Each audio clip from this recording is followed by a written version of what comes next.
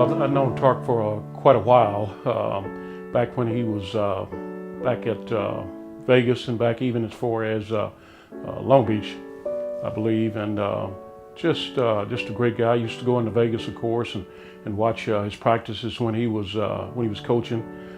He was, of course, famous for the amoeba defense, and you know, I was wanted to be known as a defensive coach, so really had a good chance to sit down and visit with him.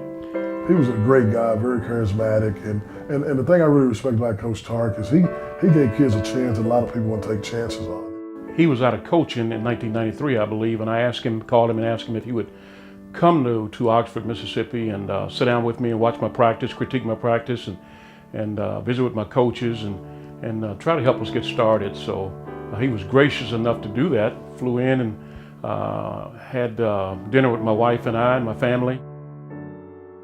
Coach Tark was really good, especially on the defensive end. He gave his guys, offensively, he gave them a lot of freedom. Defensively, he created a lot of havoc with his amoeba defense, and you know, his teams were very tough to prepare for and very tough to play for, play against. So we had some really good games when I was at the University of Mexico as an assistant. Tark was the type of guy that wanted to give the underdog a chance, because he was an underdog as far as he was concerned. So I think that's his legacy. I think his legacy is he took a lot of guys and was able to make them a cohesive unit and make them tough-minded and able to win basketball games, a ton of basketball games.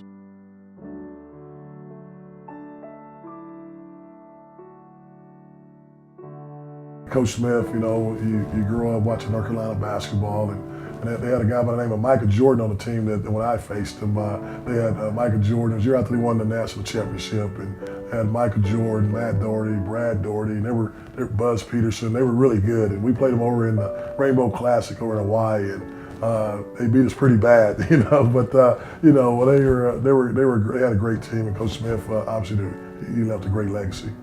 Of course, I had known him because our teams had played against each other in NCAA tournaments, especially in 1974-75. Our New Mexico State team played their team actually in Charlotte, North Carolina, when they had Mitch Kupchak and Tom Lagarde and Phil Ford. And, he was a Nike guy, and I was a Nike guy, so we were on a Nike trip every summer together, and so I got a chance to sit down with him. And you know, Charlie Scott been the first African American to play at North Carolina in the ACC, and Coach, you know, Coach Smith really, you know, being a pioneer for that, and I think that was huge. And I think everybody had a great deal of respect for him doing that. And then look at some of the innovative things in basketball now: the run and jump, the scramble defense, the four-corner offense back in the day, the Carolina break. So there's a lot of terms that everybody used that associated with what Coach Smith started, you know. So obviously he changed the game.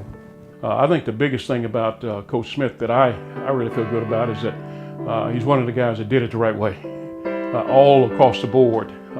And most of his guys that he coached have been successful and graduated and have gone on to become successful. So that's what coaching's all about, is teaching life lessons. And certainly he was one guy that taught a lot of people life lessons.